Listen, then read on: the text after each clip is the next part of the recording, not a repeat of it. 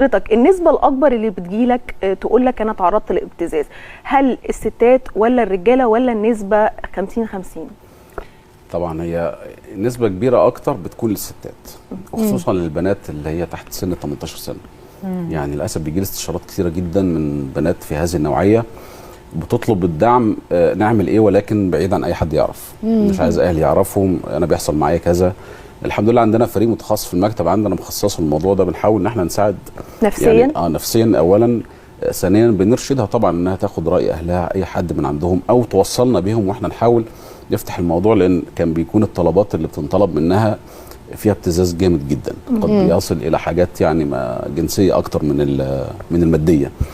وفي نفس الوقت الرجاله برضو بداوا يتعرضوا للموضوع ده. يمكن في حاجه بدات الاحظها الفتره ديت، ان في ناس من خارج مصر اساسا بيبداوا يستقطبوا الضحيه عن طريق الاكونت.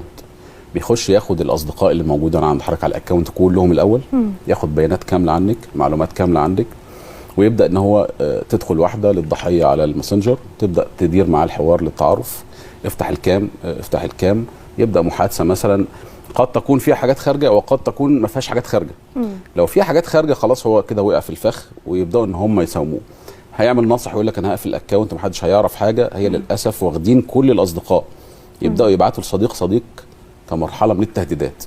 بعتوا لسين النهارده، بعتوا لسين النهارده، عشان يبدا الشخص يتجاوب معاه. ايه المطلوب؟ لو مكالمه عاديه او كونفرزيشن عاديه بيتم الفبركه فيها، ما هو ده اللي انا لسه كنت هقوله بقى. لا، ممكن تكون كانت لقطه عاديه او تعارف عادي زي فيديو رامبو او جيمس بوند اللي حصل ده، يتعمل المونتاج ويبدا يتهدد.